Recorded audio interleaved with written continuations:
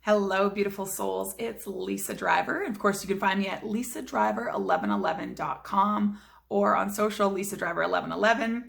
And I'm switching it up a little bit this month because December is a very busy month and I'm going to do a monthly video. So this is my monthly book challenge video. I'm going to highlight an exercise out of my third book, Boundaries and Bucket Filling. And this is how to say no to others and yes to you. Really appropriate with the holiday season coming and of course New Year, which usually equals New Year's resolutions, new goals, new hopes, new dreams. And we're coming up on a very powerful year, the year 2020, which is associated not only with vision, right? 2020 vision, but clarity when it comes to what we're really passionate about. And this is what the divine is asking us to make room for as we gear up for this new year. So I love this because as I do with these videos, I flipped my book open just before hitting record and found the exercise that the angels want me to guide you in. And it is quite perfect for the holiday season. I find it so synchronistic and amazing when this happens. And this is why I do it, because it's so magical. So if you have the book, if not, you can get yours, of course, at lisadriver1111.com, driverworks.ca, or Amazon or Chapters Indigo. But if you have the book, it's on page 20 and 21. And the exercise itself is actually on the top of page 22. But on page 20 and 21, I talk a lot about how our physical body is so linked to our mindset and so linked to our soul that when we have disease or when we have an illness, it's usually also because of an emotional link. Like there's an emotional link, a spiritual link, something is disconnected, right? That's why it's called dis-ease, because our body is uneasy. There's something going on there that needs tweaking and addressing more often than not. So I write a lot in this chapter and on these 2 pages in particular about how I used to get a lot of throat stuff. I used to get a lot of strep throat. I used to constantly be having to go on penicillin. I would work and hustle till my body shut down. And I know that probably sounds familiar for some of you. And I talk a lot about Louise Hay's book, You Can Heal Your Life. And I'll put the link to that book below through Amazon. You can check it out. It's got an amazing chart in the middle of this book. Or there's a smaller one called Heal Your Body. I think it's just a little tiny one. I'll put the link to that as well. And it's more of just like a flip open one, but it's got a chart of all the diseases and areas in our body. So liver, spleen, colon, skin, eczema, eye problems, sinus infections, sore throat, all of these things, ear infections, et cetera, et cetera. Like I could just keep going on because it lists literally everything that could be wrong with your body and the emotional tie that could be causing that. Now, before you go a little crazy in the comments, I am a big believer in Western medicine as well. I gave birth to both my children in hospitals. If you haven't been following me, please know that that is something I believe in as well. But I love the combination because I'm a big believer in the mind, body, and spirit connection. And so Louise's book really addresses the spirit and the mind's connection to the body and how if you implement some of these awareness techniques and affirmations to really address the emotions that come up in those areas, you can really help your body to get out of its own way and to do the healing that it needs. Now, I say on page 21, in the chart found in You Can Heal Your Life, Louise Hay writes that throat infections and illnesses like those I was experiencing often stem from the inability to speak up for one's self, stifling creative and personal expression. This explanation resonated with me on a deep level, and I began to recognize the importance of expressing my needs and desires. And of course, I went on to write a book about it because it's such an important thing. And since then, honestly, you guys, like I get the odd little tingle in my throat. And usually when that happens, I have to go and meditate and say, okay, what am I not asking for? Where am I not speaking my truth? How can I be more authentic in my life? And the answers come, and then have some nice warm tea, have a good night's sleep, and I wake up in the morning feeling so much better. And this is all the body's really asking. The body's asking to be heard.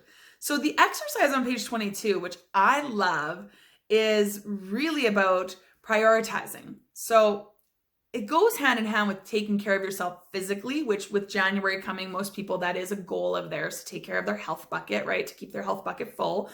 But it also goes with handling the mind and body and spirit connection as we enter usually one of the more stressful seasons of the year. So the exercise says, look at your calendar. It's likely full of activity. And I think that's hilarious because December, it's usually insane, like can't find time for anything. It says, but what is filling up your days? Where do your commitments lie? Look at who, what, and where your energy is promised. Now answer honestly, how many of your priorities bring you happiness and joy? And how many of your priorities are just for you? Especially this season, it tends to be all about what other people want and need from us and are asking of us. And we feel bad letting them down, or we feel bad saying no. But of course, in this book, I give you tons of exercises and techniques and tools that you can use to do that. And also the explanation that this is your journey. And these people, if they really love you, want you to be happy and healthy. So if you're feeling really strung out to the point of having nothing left to give, you've got to clear out your calendar a little bit. You've got to say no. That's going to be your challenge for the month of December, to really look at your calendar and see maybe where you can pull back a little bit. Now, I understand, and I write in here about how I know that some of those commitments on the calendar are not necessarily the ones that are going to bring you, the happiness and joy. Like you've got to do the volunteering for your kid's school because everybody takes a turn, or, like sometimes we do have to take one for the team.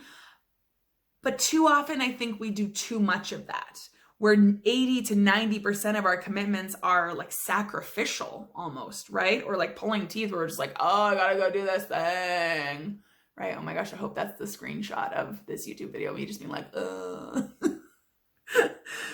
But it should be the other way around, where like 20 to maybe 25% of those commitments are have-tos or shoulds.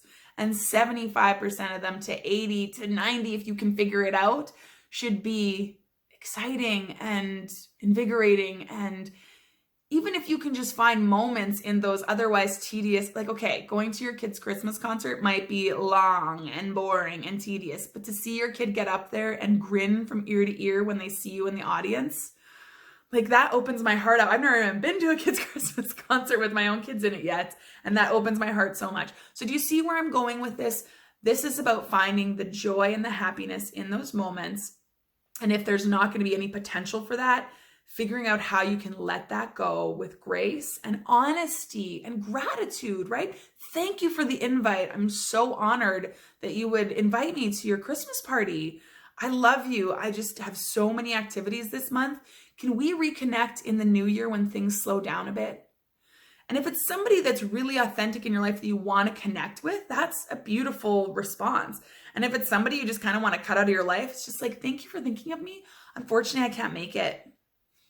And if they freak out or get angry or whatever, I mean, it's just proof that, I talk in the book, that's proof that they shouldn't be in your circle, right? They need you to be there and to bring 7 appies for everyone else, right? So this is your challenge for the month. And we're just going to do a quick little hands on the heart intention. So quickly, just your hands over your heart chakra, taking a deep breath and just locking in the intentions of what this season's really meant to be about. I think our society's just gotten crazy around the holiday season, where it's about material wealth and purchasing gifts to validate how we really feel, and the busyness, which can be beautiful and blessed, but let's just tune into the real reason, that joy and that reminder of love that's all around us, that forgiveness and grace that comes with Jesus's birth, right? As a Christian, I believe Jesus was the sign of love, of pure love that lies in all of us, and of a forgiving and loving God who is always with us and just wants the best for us and wants us to try and be our best and do our best every day. So really breathing into that and knowing that this Christmas season can be tough, especially if you miss people or are feeling lonely or a little bit lost. just feeling your hands on your heart with gratitude that you're still here, that you're alive, that you're breathing, that you've made it through another day and you're not alone. You're very loved. I'm sending you tons of strength. And be sure to listen to my podcast this month. I'm going to be doing one that specializes in the craziness and loneliness and sometimes overwhelming energy that comes with the holiday season. And I'll be sharing a meditation at the end of that to help to sort of ease that stress and burdensome emotions. But let me know in the comments below what this season looks like for you and what your goals are for December, how you're going to take this challenge and run with it, and what are some of the things you are looking to declutter out of your calendar. And celebrate your successes, even if it's one thing that you can let go of. That's a huge step in the right direction. So sending you lots of light and love, you guys, and I will see you in the new year. Namaste.